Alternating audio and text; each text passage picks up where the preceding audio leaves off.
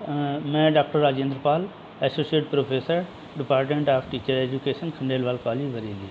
I want to discuss the topic Edgar Dale Cone of learning experience. The term learning, broadly speaking, stands for all those changes and modifications in behavior of the individual which he undergoes during his lifetime. Learning is any relatively permanent changes in individual which results from experience. Let's go to Edgar Dale Cone of experience. Edgar Dale has developed one model for providing core experience to gain true knowledge. The sense are the gateway of experience and perfections. The experience is the internal process depends on mental organization of an individual and his mental setup. Thus, the experience is the psychological concept. There are three major sources of experience. Direct observation, the most effective source of learning. Teaching aids or visual aids better effective than verbal experiences. Oral or verbal and print materials least effective. All the learning experience which can be utilized for classroom teaching are shown by Edgar Dale in pictorial device which is called cone of experience. In simple language, it may be stated that cone classified the audiovisual aids according to their effectiveness of in communication. Add at the base of the cone as the most effective. Relative effective gradually decreases.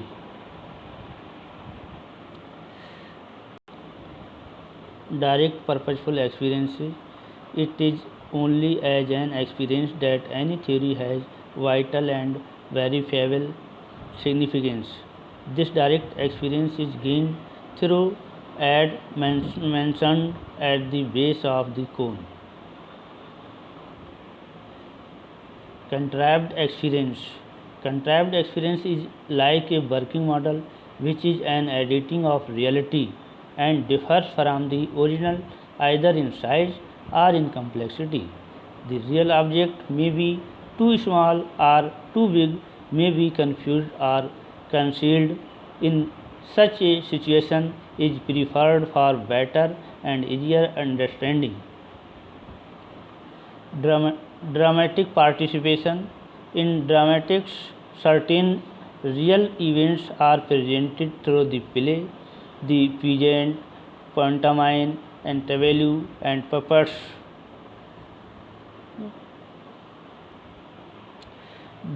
Drama and games जो हम daily life में करते हैं उनको अधिगम से link करके हम देखें तो उससे बच्चे कई अधिक गुना सीख सकते हैं, क्योंकि जो चीज़ें हम डेली लाइफ में देखते हैं इधर उधर उठते बैठते जो अनुभव एक्सपीरियंस गेन करते हैं उन्हीं के माध्यम से जोड़कर हम कोई भी क्रिया व्यक्त करते हैं, बच्चों को बताते हैं तो वो मोस्ट इफ़ेक्टिव होगा।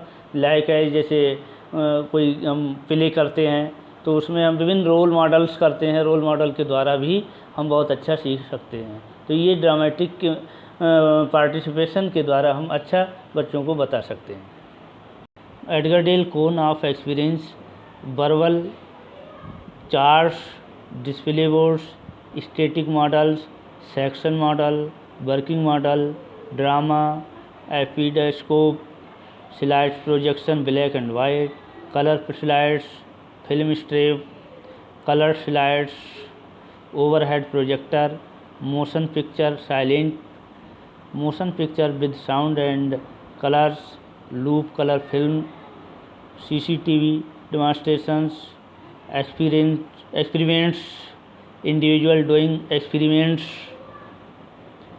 और एंड प्रोजेक्ट्स एक्सकर्जन्स।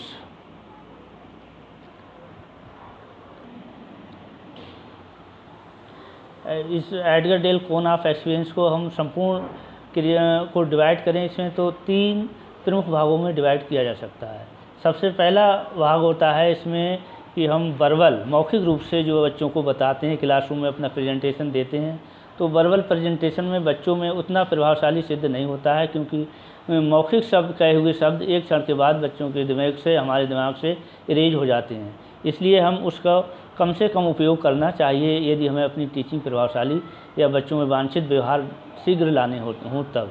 दूसरा स्टेज आता है कि जब हम ब्लैक बोर्ड का यूज करते हैं, उसमें हम पहले सब फर्स्ट अगर हम ब्लैक जो कलर्ड चाक की अपेक्षा वाइट चाक प्रयोग करते हैं तो बच्चा उतना इफ़ेक्टिव, उतना प्रभावशाली या उतना क्रिएटिव नहीं हो पाता है। अगर हम कलर्ड चाक के द्वारा उपयोग करते हैं तो बच्चा उस वाइट की अपेक्षा अधिक मोटिवेट होता है सीखने के लिए। उसके साथ साथ हम उसको अगर ड्रामा करके, कोई डेमोंस्ट्रेशन करके हम दिखाते हैं तो बच्चा उस कलर्ड चाक की अपेक्षा भी अधिक क्रिएटिव होगा और अधिक कंसंट्रेट होगा हमारी टीचिंग के प्रति। इसके साथ ही हम तीसरी स्टेज में जाते हैं, तो तीसरी स्टेज में जो आपके मोशंस पिक्चर्स हैं, साउंड मोशन, कलर, सीसीटीवी है, ओएचपी है, या जो कंप्यूटराइज पिक्चर्स हैं, उनके द्वारा हम बच्चों को दिखाते हैं। तो वो जो हम ड्रामा या उसके द्वारा दिखाते हैं, उसकी अपेक्षा अधिक बच्चा जो है सीखने के लिए तैयार हो जाता है और कंसंट्रेट होता है जो भी हम टीचिंग क्लासरूम में टॉक करते हैं, बात करते हैं और बच्चों को प्रदान करना चाहते हैं। और सबसे अधिक इफ़ेक्टिव रहता है हमारे डायरेक्ट एक्सपीरियंसेस, स्वयं जो हम अनुभव प्राप्त करते हैं, जो होते हैं हमें प्राप्त लर्निंग बाय डूइंग, क्रिया करने के साथ साथ। जैसे जितना हम क्रिया करते हैं उतना ही हम सीखते हैं। यदि हम क्रिया कम करेंगे या करने की कोशिश नहीं करेंगे तो बच्चों को हम लॉन्ग लाइफ टाइम के लिए उन्हें सिखाने में, उनके व्यवहार में परिवर्तन नहीं ला सकते। उसके लिए आवश्यक है कि बच्चों को सीधे उनसे ट्रिप पे जाकर उनसे सीधे उन चीज़ों में इन्वॉल्व करें, उनकी एक्टिविटीज़ को उनमें स्वयं में मोटिवेशन दें और वो अधिक से अधिक उसमें इन्वॉल्वमेंट हो, वो स्वयं उस क्रिया को करके सीखें, तो उससे अधिक उन्हें अनुभव प्राप्त होता है। जो लास्ट मोस्ट इफेक्टिव एक्सपीरियंस है वो उन्हें जो प्राप्त होता है अनुभव, उसको लॉन्ग लाइफ रहता है, क्योंकि उसे वो डायरेक्ट जो सेंस ऑर्गन्स हैं उनके द्वारा सीखता है, और जो सेंस ऑर्गन होते हैं वो गेटवे ऑफ लर्निंग होते हैं, सबसे अधिक सीखने के साधन होते हैं। तो इसलिए ये मोस्ट इफेक्टिव साधन कहलाते हैं। एटवर्डेल कोन ऑफ एक्सपीरियंस मॉडल को हम मुख्य रूप से 5 भागों में डिवाइड कर सकते हैं, जो कि पहला लेवल है हमारा classroom verbal interactions on non teaching ads. इसके अंतर्गत ऑडियो सेंस हमारे कार्य करते हैं जो सबसे कम इफ़ेक्टिव रहते हैं। दूसरा लेवल है हमारा नॉन प्रोजेक्टिव एड्स में, उसमें still pictures, teaching ads, maps, pictures, drama, graphs, model and line drawings होते हैं। इसके अंतर्गत हमारे ऑडियो विजुअल दोनों ही सेंस ऑर्गन कार्य करते हैं, जो कि एवरेज टीचिंग के अंतर्गत आता है। थर्ड लेवल है प्रोजेक्टेड एड्स। इसके अंतर्गत still pictures, overhead projector, epidiascope, slides, film strips आदि होती हैं। ऑडियो इसके अंतर्गत हमारे जो सेंस ऑर्गन हैं वो ऑडियो विजुअल ऑर्गन कार्य करते हैं, दोनों ही तरह के सुनने और देखने के कार्य करते हैं। ये जो इसके टीचिंग लेवल जो है आपका कंप्रेहेंसिव और application objectives relatively effective teaching है कंप्रेहेंसिव लेवल, एवरेज लेवल से। फोर्थ लेवल है हमारा प्रोजेक्ट एड्स, जिसमें motion pictures, projector, radio, TV, computer आदि होते हैं। इसमें हमारे मल्टी सेंस ऑर्गन कार्य करते हैं। इसके अंतर्गत सभी सेंस ऑर्गन कार्य करते हैं, इसलिए ये उस पूर्व की अपेक्षा अधिक इफ़ेक्टिव है और अधिक लाभकारी सिद्ध होता है। लास्ट लेवल है, अंतिम लेवल है हमारा डायरेक्ट ऑब्जर्वेशंस या डायरेक्ट एक्सपीरियंसेस। इसके अंतर्गत हम सभी सेंस ऑर्गन के साथ कोई भी कार्य करते हैं तो इसमें मुख्य रूप से हमारी लर्निंग बाय डूइंग क्रिया होती है, जिसमें सभी ऑर्गन कार्य करते हैं और अधिक से अधिक सीखने की कोशिश करते हैं। इसलिए ये लेवल जो है वो मोस्ट इफेक्टिव लेवल कहलाता है। एटवर्डेल कोन एक्सपीरियंस के अंतर्गत हम देखें तो उसमें क्यूबन महोदय ने रिसर्च की थी। उसमें 1968 में उन्होंने पाया कि एक संपूर्ण अनुभव को 5 कैटेगरीज में उन्होंने क्लासीफाइड किया था। उसमें सबसे पहले उन्होंने कहा कि टेस्ट के द्वारा हम किसी भी अनुभव को केवल 1% ही सीख पाते हैं, जबकि टच ऑर्गन सेकेंड लेवल में जो उन्होंने बताया टच ऑर्गन के द्वारा, सेंस ऑर्गन के द्वारा केवल 1.5% ही सीख पाते हैं। थर्ड लेवल पे उन्होंने बताया कि स्माइल के द्वारा हम 3.5% ही सीख पाते हैं। और फोर्थ कैटेगरी में उन्होंने हेयरिंग के द्वारा हम बाई ईयर के द्वारा हम केवल 11% ही सीख पाते हैं। और मोस्ट जो इफ़ेक्टिव कहलाता है वो साइट या आई विजन के द्वारा हम जो सीखते हैं उसमें 83 एक्सपीरियंस हमें प्राप्त होते हैं। पिछली स्लाइड में हमने जाना था कि अनुभव हमें किस किस तरह से कितने कितने % प्राप्त होते हैं।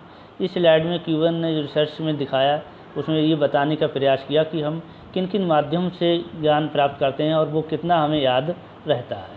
तो उसमें सबसे पहले उन्होंने बताया कि 10% ज्ञान हमें केवल रीडिंग के द्वारा ही रहता है। अगर हम किसी चीज़ को पढ़ते हैं तो केवल उसका 10% शब्द ही हमारे कॉन्शियस माइंड में रहते हैं, जबकि अगर हम सुनते हैं किसी मैटर को तो उसके 20% जो शब्द हमारे माइंड में कॉन्शियस में रहते हैं।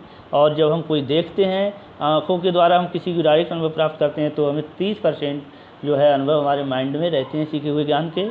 और जब हम दोनों ही साइड से हियर एंड सी के देखते हैं तब हमारे पास 50% ज्ञान हमारे पास रहता है। और जब हम किसी चीज़ से डिस्कस करते हैं अपनी फ्रेंड सर्कल में या किसी सहपाठी के साथ में तब उस ज्ञान का लगभग 70% हमारे पास रहता है कॉन्शियस माइंड में। और अंतिम रूप से हम जब कोई भी क्रिया करके सीखते हैं, कोई भी क्रिया करके बताते हैं किसी को, तो वो सीखा हुआ ज्ञान हमारे कॉन्शियस माइंड में 90% रहता है और लॉन्ग लाइफ रहता है। इस प्रकार से हमने जाना कि हमें जो भी अनुभव प्राप्त होते हैं उसमें सबसे कम अनुभव हमें जो प्राप्त होते हैं वो किसी चीज़ को ओरल रूप से, मौखिक रूप से हम जब सीखते हैं तब। और सबसे अधिक जो अनुभव प्राप्त होते हैं सबसे तो हमें कोई भी क्रिया करके सीखते हैं या क्रिया के द्वारा सीखते हैं, स्वयं इवेंट्स में इन्वॉल्व होकर सीखते हैं, तो वो हमें लॉन्ग लाइफ तक इफ़ेक्टिव रहता है और लाभदायक रहता है। इस प्रकार से मैं ये आशा करता हूँ कि ये आप लोगों को ये अच्छे से समझ में आया होगा और आपके लिए फ्यूचर में भी अधिक लाभदायक होगा। धन्यवाद।